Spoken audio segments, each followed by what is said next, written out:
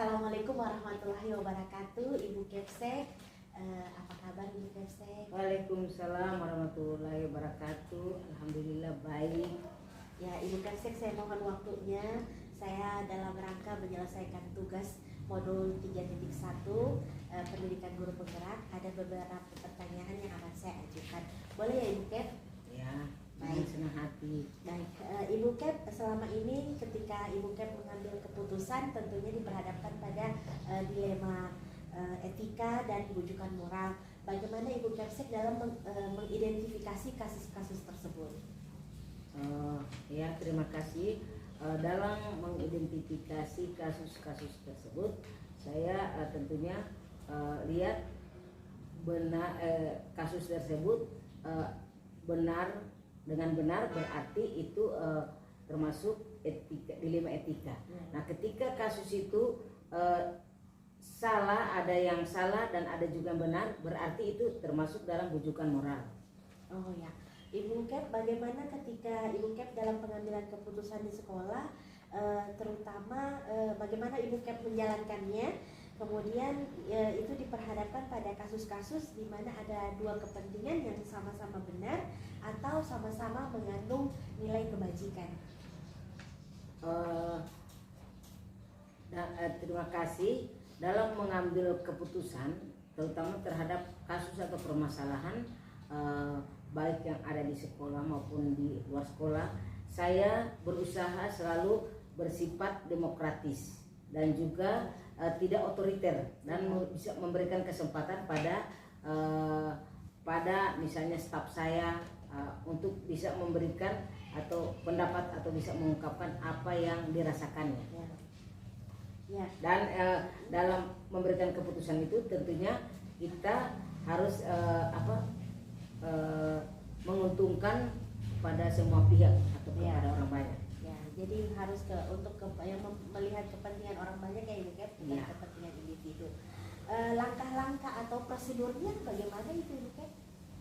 Langkah-langkah ataupun prosedur dalam penyelesaian permasalahan atau dalam mengambil keputusan itu, saya yang pertama mengenali nilai-nilai yang saling bertentangan terlebih dahulu. Kemudian menentukan siapa saja yang terlibat dalam situasi atau kondisi tersebut.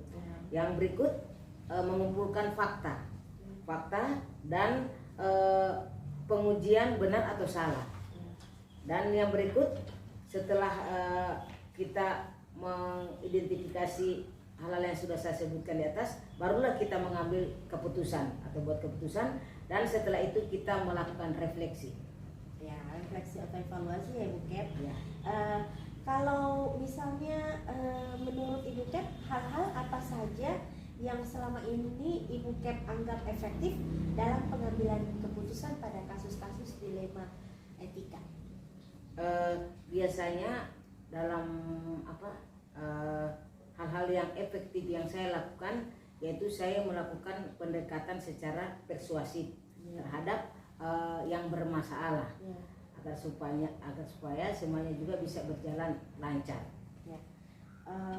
Kemudian Ibu Kep, hal-hal apa saja yang merupakan tantangan dalam pengambilan keputusan Ibu Kep selama ini? Berbicara tentang tantangan yang tentunya dalam mengambil keputusan itu tidak luput dari tantangan-tantangan yang kita hadapi, yang saya hadapi terutama saya. Biasanya dalam memutuskan masalah itu kita dilandaskan pada 4 paradigma baru. Nah, jadi di 4 paradigma baru itu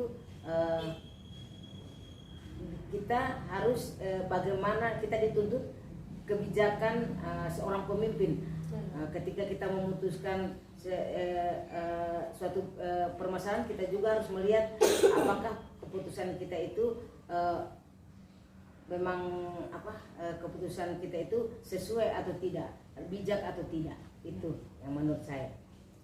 Ya, kemudian Ibu Kep,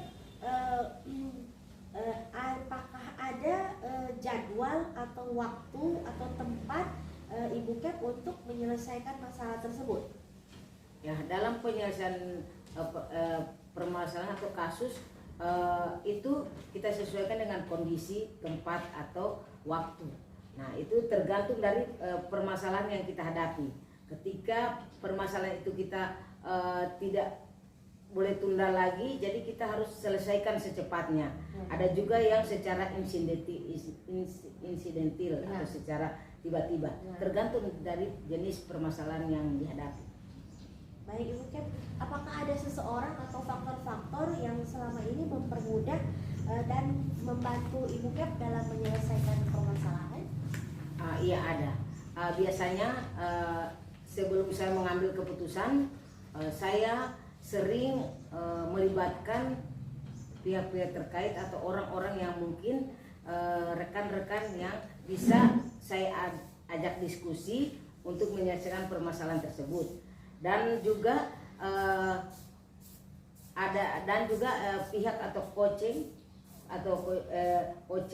dalam memberikan keterangan yang bersangkutan memberikan secara jujur, secara terbuka. Nah, itu untuk memperlancar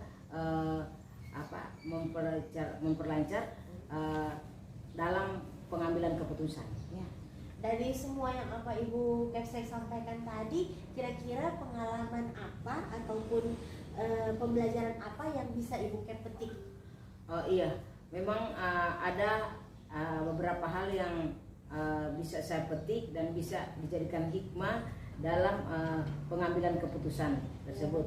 Yang pertama, saya bisa memahami karakter orang lain, terutama dalam di satuan pendidikan saya bisa memahami karakter dari guru-guru saya atau dari staf saya. Yang berikut, saya menjadi lebih bijaksana dalam mengambil keputusan. Bagus sekali ya Ibu Kep, Masya Allah. Saya juga sebagai guru di TK Al-Huda sudah sangat merasakan bagaimana Ibu Kep memimpin. Ibu Kep adalah sosok pemimpin yang inspiratif. Baik, terima kasih banyak untuk waktunya Ibu Kep. Terima kasih ya, sama-sama Ibu Pak. Assalamualaikum warahmatullahi wabarakatuh. Ibu Kepala Sekolah SD Al-Huda, Ibu Selvian, mohon maaf mengganggu waktunya Ibu. Saya mohon izin untuk beberapa menit ke depan minta waktunya Ibu untuk saya mewawancarai Ibu. Boleh ya Bu? Baik, terima kasih Ibu untuk waktunya. Ibu, pertanyaan saya berkaitan dengan nilai-nilai kepemimpinan Ibu. Ibu sebagai kepala sekolah, bagaimana Ibu bisa mengidentifikasi kasus-kasus yang berkaitan dengan dilema etika dan kebujukan moral? Terima kasih. Menurut saya, kalau dilema etika yaitu kita akan diperhadapkan dengan situasi yang benar melawan yang benar, sedangkan kalau bujukan moral yaitu kita akan diperhadapkan pada situasi yang benar melawan situasi yang salah. Oke Ibu, kalau selama Ibu menjadi kepala sekolah, bagaimana Ibu dalam mengambil keputusan, terutama kalau ada dua kepentingan yang sama-sama benar dan sama-sama mengandung nilai-nilai kebajikan? Pertama, menurut saya sebagai dalam kepemimpinan, saya harus berupaya untuk bisa diterima oleh staf saya sebagaimana bisanya kita diterima oleh staf di lingkungan kerja kita, supaya sesuai dengan nilai-nilai yang ada pada paradigma. Baik Ibu kalau langkah-langkah atau prosedur yang Ibu seringkali ambil dalam menentukan kebijakan dalam pengambilan keputusan bagaimana Ibu? Yang pertama yaitu contohnya seperti mengumpulkan fakta-fakta. Yang berikut yaitu pengujian yang benar, melakukan suatu investigasi opsi dilema, kemudian membuat keputusan. Oh ya Ibu. Baik Ibu, kira-kira hal-hal apa yang menurut Ibu anggap efektif dalam pengambilan keputusan? Selalu memutuskan sesuatu keputusan secara demokratis, kemudian bijaksana dalam mengambil keputusan, selalu melakukan pendekatan dengan pihak yang ikut dalam kebijakan itu. Oke Ibu, kalau tantangannya Ibu bagaimana?